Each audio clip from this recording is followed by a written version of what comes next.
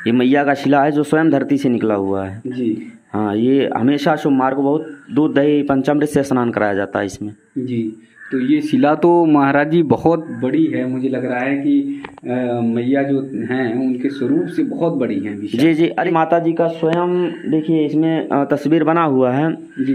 ये साक्षात स्वयं इन्हीं का स्वरूप है, इन्हीं का स्वयं निकली हुई थी। तो इन्हीं ने इसी को बोली थी कि ये हमारा मेन पिष्ट है, इसको निकाल करके पूजा करवाइए। ये इनका अंग है, ये जो सारा है इनका अंग है और ये साक्षात से स्वयं इनका मुख है और क्या कहते हैं हृदय है जी। तो इसमें इनको सारा विराजमान रहते हैं। ये सारा इनका अंग माने हाथ पैर गोड़ और सारा अंग है। हाँ जी जी जी। जो कोई भक्त मांग कर जाता है कि हमारा ये कार्य सिद्ध हो जाए तो मैं आपको साथिया, पहले वो साथिया मिट्टी का बना के जाता है, गोबर का बना के जाता है, गाय का गोबर का। उसके बाद जब उसका कार्य सिद्ध हो जाता है तो चांदी का साथिया चढ़ाता है। और एक ये चंडाल है, ये खेती कोई कभी करने जाता था उसको मार देता था।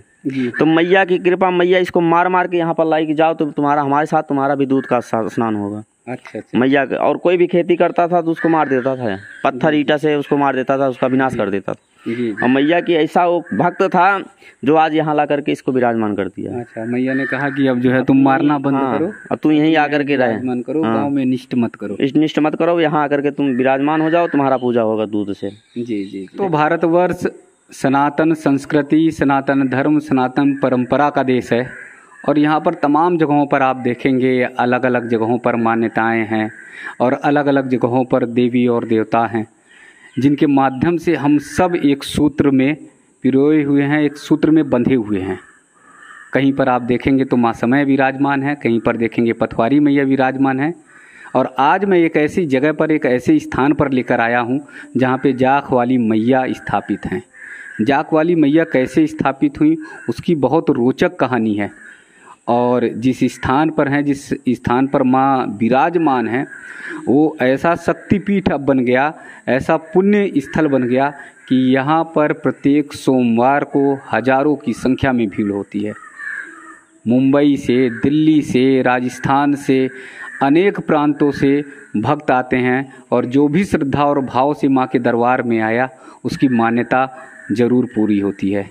हमारे साथ में यहाँ के महंत हैं, महाराज जी हैं, खास बात है भगवताचार्य जी हैं और बहुत गहन अध्ययन भी किया हुआ है। तो महाराज जी के, मैया जी के इस स्थान पर जो है कब से आए, मैया जी कैसे आई, उन सब के बारे में आनंद कृष्ण महाराज जी हैं, वो पूरी जानकारी देंगे। महाराज जी बहुत बहुत धन्यवाद, प्रणाम। जय जय श्री राधे, जय जय श्री श्याम जी। हमारा नाम आनंद कृष्ण जी महाराज है। मैं श्री धाम वृंदावन का भागवत लगाया हूँ। ये मैया का बहुत ही रुचि और श्रद्धा भाव से अगर जो भी भक्त यहाँ पर मनोकामना लेकर के आता है उसका मनोकामना पूर्ण होता है। इसकी अद्भुत लीला है क्योंकि मैया साक्षात स्वयं धरती से निकली हुई है। एक हमारे गांव में राजकुमार भैया रहते थे और उनकी माता जी को जब एक बार जागरण करवाए थे तो उनको माता जी के ऊपर विराजमान हो गई थी जी। बोले लाला तुम यहाँ पर हमारी मूर्ति है, इसको खुदवा करके निकलवाओ और हमारी पूजा करवाओ। क्योंकि जब ये मुसलमानों का राज चलता था तो मुसलमानों ने इस मंदिर को ध्वंस कर दिया था। तो एक बूढ़ी माता रहती वो चुप्पे से आकर के पूजा करती थी। अब उनका स्वर्गवास हो गया, फिर भाई पूजा करने वाला कोई नहीं था तो उन्होंने बात को टाल दिया। राजकुमार भैया ने बात को टाल दिया कि भाई अब कहाँ हम उसको खो दें। फिर 3-4 दिन बाद उनके ऊपर आई कि लाला मैंने तुझे कहा था, तुम समझ में नहीं आते रे। बोले माँ अगर तू बता कहाँ पर है तभी तो मैं खुदवा कर निकालूं। बोले जा वहाँ जहाँ पर थोड़ा सा कुटिया बनी हुई है उसके 2 फीट आगे और 2 फीट नीचे मेरी शिला रखी हुई है, उसको निकलवा करके दूध दही से अभिषेक करा करके और मेरी पूजा करवा। राजकुमार भैया ने आया और इस मंदिर को निकलवाया। फिर उसके बाद थोड़ी सी मंदिर निकली, फिर उनको दर्शन दिया कि जा थोड़ी सी और नीचे कर। उस जाग के ऊपर मेरी शिला रखी हुई है, जो मेरी मेन शिला है उस जाग के ऊपर रखी हुई है और इसको निकलवा करके उसकी पूजा करवा। ये मेन स्थान है जहाँ पर ये हम लोग यहाँ खड़े हुए हैं, यहाँ पर मैया निकली हुई थी। तो मैया को यहाँ पर रखने से थोड़ा सा दिक्कत हो रहा था तो यहाँ से हटा करके वहाँ पर विराजमान किया गया। यहाँ पर सोमवार को बहुत सारे भक्त आते हैं जिसकी मनोकामना पूर्ण हो जाती है। यहाँ पर लोग घंटा चढ़ाते हैं और चांदी के साथिया चढ़ाते हैं और किसी नेत्र चढ़ाते हैं, जैसे जिसकी मनोकामना रहती है वो मनोकामना पूर्ण हो जाने के बाद हर सोमवार को यहाँ पर बहुत सारा भंडारा होता है, जोड़ा जमता है, जो मनोकामना पूरा होता है जोड़ा जमाता है, मैया को श्रृंगार करता है। अन्य प्रकार के भक्त लोग आते हैं, जैसे मथुरा से हो गया, वृंदावन से हो गया, द्वारिकाधीश जो गुजरात में विराजमान हैं वहाँ से आते हैं, और क्या कहते हैं पुणे से आते हैं, मुंबई से आते हैं, हरिद्वार से आते हैं। यहाँ पर इतना मनोकामना पूर्ण होता है कि अब क्या बताया जाए आपको कि कोई भी काम करके जाओ, यहाँ 1 साल नहीं होता उसका मनोकामना पूर्ण हो जाती है। बहुत शक्तिशाली हैं और बहुत ही शीलता हैं। अब इनके बारे में हम क्या कहें, अब आप स्वयं आकर के यहाँ पर आकर के देखें, आपको स्वयं दिखाई पड़ेगा। तो महाराज जी मैया जी का जो शिला है वो देखते हैं कि वो कैसे, और जो दूर दराज से जो भक्तजन आएंगे वो मैया जी के शिला को देख पाएंगे। तो आइए मैया जी के शिला को दिखाते हैं कि कहाँ पर रखा गया और कैसे रखा गया।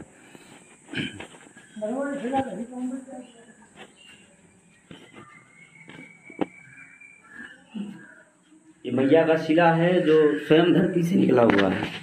ये मैया का शिला है जो स्वयं धरती से निकला हुआ है जी। हाँ, ये हमेशा सोमवार को बहुत दूध दही पंचामृत से स्नान कराया जाता है इसमें जी।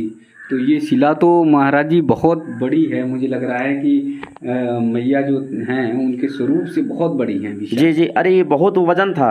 ये तो दूध दही पत्थर कहते हैं, दूध दही से पड़ने से पत्थर गल जाता है। इसमें 10-10 आदमी लगते थे उठाने, कितना भारी मोटा था। हाँ ये तो बहुत गल गया, इसीलिए अब इसको थोड़ा सा व्यवस्था करवाएंगे कि ये अपने आने वाली धरती में, आने वाले पीढ़ी में ये बचा रहे कि हाँ ये हमारा इष्ट देव हैं, इनको पूजा करा जाए। इसके लिए थोड़ा सा इसको बचवा करके कांच लगवा करके रखवाया जाएगा। जी, दूध दही जो अर्पित करें वो थोड़ा दूर से करें। जी जी, तो लगातार करते करते गली जा रही, माने क्या कहते हैं खत्म होना चला जा रहा है। ये महाराज जी देख रहे हैं, ये माता जी का स्वरूप दिखाई दे रहा है। हाँ, ये माता जी का स्वयं देखिए, इसमें तस्वीर बना हुआ है जी।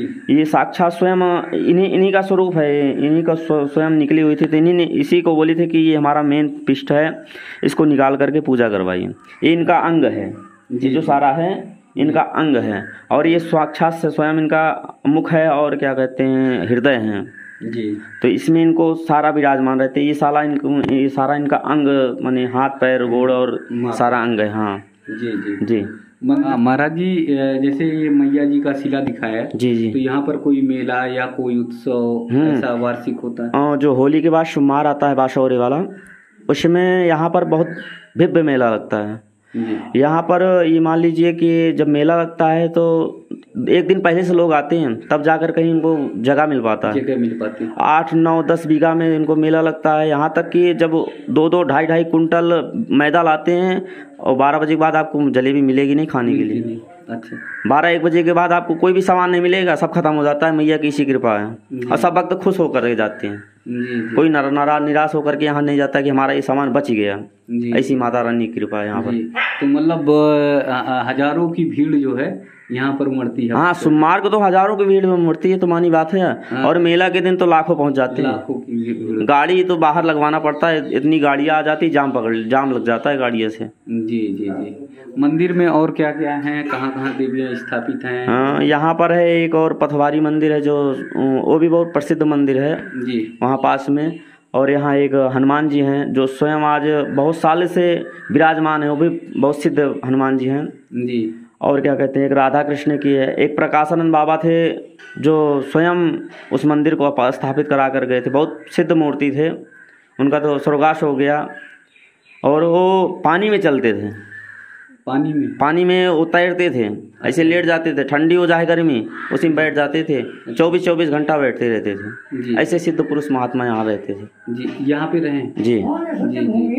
बहुत सिद्ध भूमि, यहाँ पर बहुत सारे सिद्ध भूमि महात्मा आकर के तपस्या करके के वैकुंठवासी हो चुके हैं। अच्छा जी। प्रकाश महाराज जी भी, हाँ, प्रकाशानंद बाबा, हाँ जी। और क्या कहते हैं, शंकरानंद बाबा थे। ऐसे बहुत सारे संत थे जो यहाँ पर तो पहले कुछ भी नहीं था, जंगल था, शेर घूमते थे। आज यहाँ पर देखिए खेती भी हो रहा है, और हर प्रकार की मंदिर का विकास भी हो रहा है, और हर कार्य भी हो रहा है बहुत अच्छे से। मंदिर जो है वो रमणीय स्थल, बहुत अच्छी रमणीय स्थल है। अब आने के बाद कोई दुखी नहीं रहता। मैं मेरे कहने का मतलब आने के बाद कोई दुखी नहीं रहता, मनौती जो है हर मनौती पूरा कार्ड घूमता है। ये देख रहे हैं महाराज जी जो है भक्तों ने जो है किया हुआ है हाँ, ये जो कोई भक्त मांग कर जाता है कि हम हमारा ये कार्य सिद्ध हो जाए तो मैं आपको साथिया, पहले वो साथिया मिट्टी का बना के जाता है, गोबर का बना के जाता है, गाय का गोबर का। उसके बाद जब उसका कार्य सिद्ध हो जाता है तो चांदी का साथिया चढ़ाता है। और एक चीज़ यहाँ अद्भुत है, यहाँ पर एक पहले खेत रहता था, वहाँ पर कोई भी व्यक्ति अगर खेती करता था तो उसको जो चंडाल होता है वो मार देता था। अच्छा। तो मैया की ऐसी कृपा, एक भक्त राजा गढ़ी का था, वो हर कार्य करने जाता था तो बोला कि मैं खेत करूँगा। आइए मैं आपको दिखाता हूँ, इधर आइए। हाँ, ये चंडाल है, ये खेती कोई कभी करने जाता था उसको मार देता था।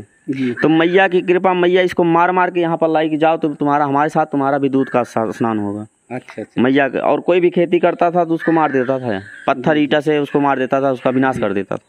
और मैया की ऐसा वो भक्त था जो आज यहाँ ला करके इसको विराजमान कर दिया। अच्छा, मैया ने कहा कि अब जो है तुम मारना बंद करो, अब तू यहीं आकर के विराजमान करो, गाँव में निष्ठ मत करो, निष्ठ मत करो, यहाँ आकर के तुम विराजमान हो जाओ, तुम्हारा पूजा होगा दूध से। जी जी। जैसे वो क्या कहते हैं, वैष्णो देवी भैरव जी को आशीर्वाद दे दिया तो इसे इनको आशीर्वाद दे दिया है कि तुम यहीं रहो और यहीं तुम्हारी पूजा होगी। जी जी जी।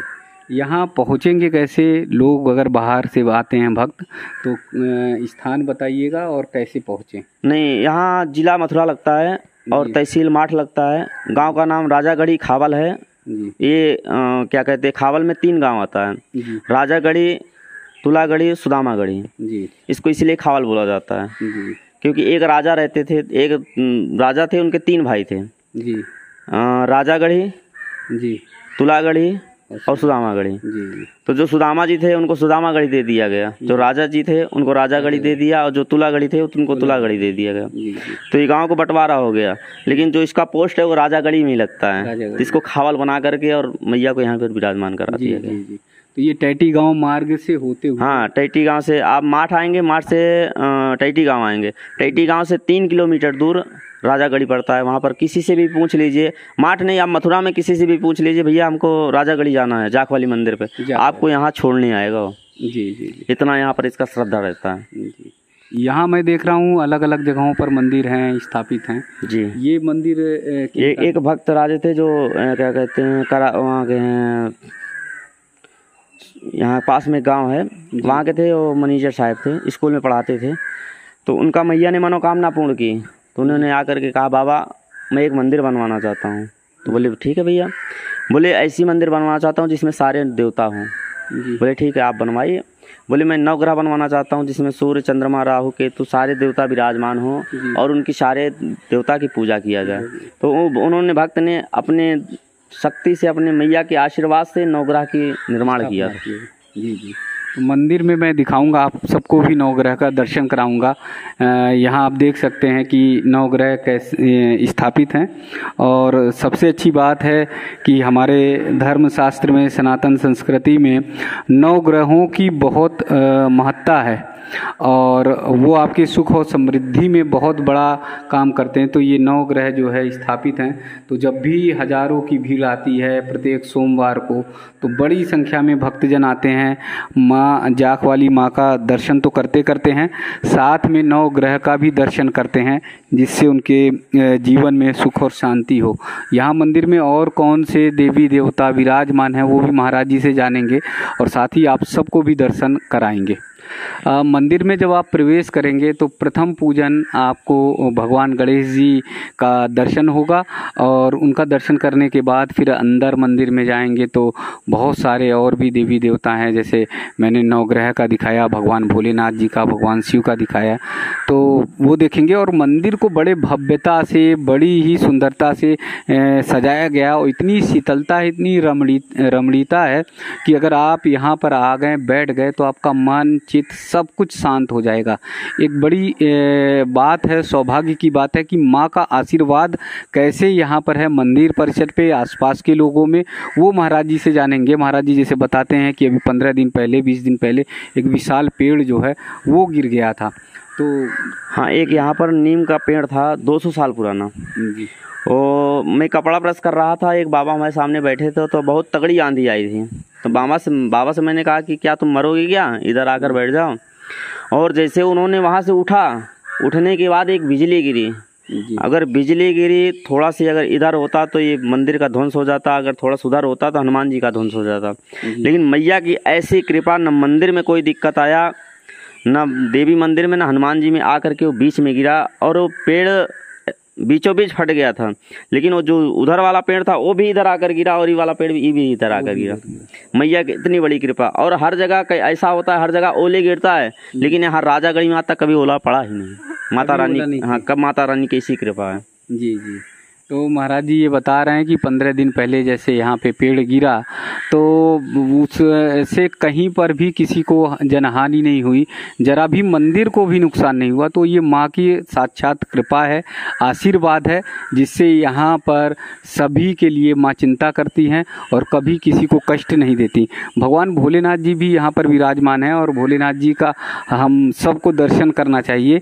ये शिवलिंग के रूप में विराजमान है और नंदी बाबा साथ में है। नंदी बाबा का आशीर्वाद जो है आज बहुत ज़रूरी है, क्योंकि नंदी बाबा ही जो है ज्ञान व्यापी में निकल कर जो है हम सब की मनोकामना को पूर्ण कर रहे हैं। तो भगवान भोलेनाथ जी का दर्शन यहाँ जब मंदिर में आए तो ज़रूर करिए, जलाभिषेक करिए और उनसे आशीर्वाद लीजिए। मंदिर परिसर में का जो स्वरूप है, भव्यता स्वरूप है, वो मैं आप सबको दिखाऊंगा, वो सब आप देखिए। तो आते ही आप सबका मन जो है पवित्र हो जाएगा, आप सबका मन जो है वो पुण्य हो जाएगा। यहाँ से देखिए ये विशाल जो है मंदिर है। मंदिर की खास बात ये है, बहुत सारे मंदिर आप देखेंगे, बहुत सारे स्थल देखेंगे, लेकिन इतनी घनी छाया और इतने पुराने प्राचीन वृक्ष पेड़ जो है वो आपको बहुत कम मंदिरों में दिखाई देंगे। यहाँ आते ही आपका मन जो है एकदम शीतल से भर जाएगा और भाव से भर जाएगा। तो ये चारों तरफ देखिए बड़े बड़े सारे वृक्ष हैं, पीपल के हैं, बरगद के हैं, नीम के हैं, तमाम ये प्राचीन वृक्ष हैं। और जिसके कारण से जो भक्तजन आ जाते हैं, एक बार अगर आ गए बाहर से, कहीं भी स्टेट से, किसी दूसरे प्रदेश से आए, तो वो यहाँ पर फिर जो है यहाँ से जुड़ जाते हैं। उनका लगाव, उनका नाता जो है माता रानी से हो जाता है। और माँ से इसलिए हो जाता है कि माँ के पास सच्चे दरबार से, सच्चे मन से, सच्चे भाव से आते हैं तो ज़रूर माँ मनोकामना पूर्ण करती है, किसी भक्त को निराश नहीं करती।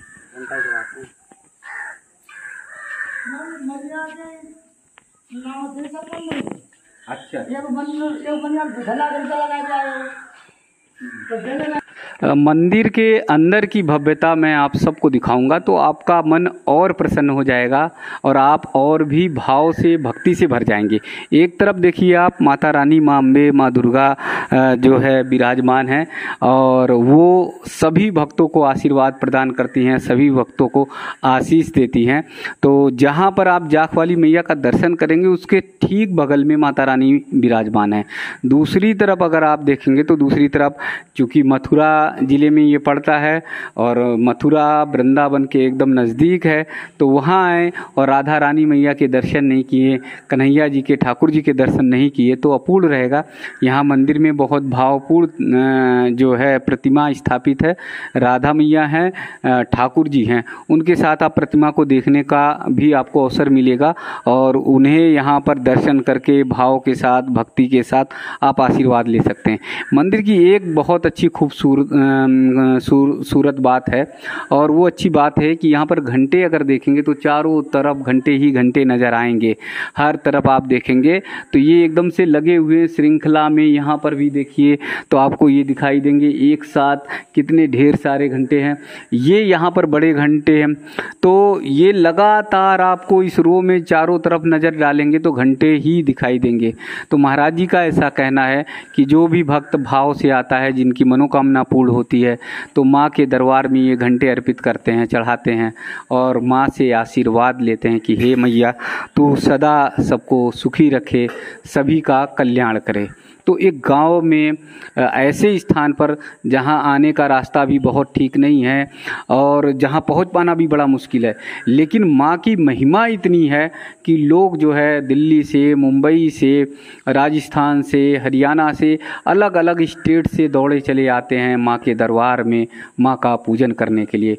तो आपको भी जब समय मिले, अवसर मिले और वृंदावन, मथुरावन तक आते हैं तो एक बार ज़रूर ये इस स्थान पर पर आइए। माठ के पास है, टैटी गांव से 3-3.5 किलोमीटर की दूरी में है, राजा की गढ़ी गांव है। और जाख वाली माँ का नाम कहीं भी पूछ लेंगे, किसी भी व्यक्ति से पूछ लेंगे तो वो तुरंत बताएगा बड़े भाव से और आपको यहाँ तक पहुँचाएगा। मेरा प्यारा वृंदावन यूट्यूब चैनल पे ऐसे भावपूर्ण दर्शन लगातार आप सबको हम दिखाते रहेंगे।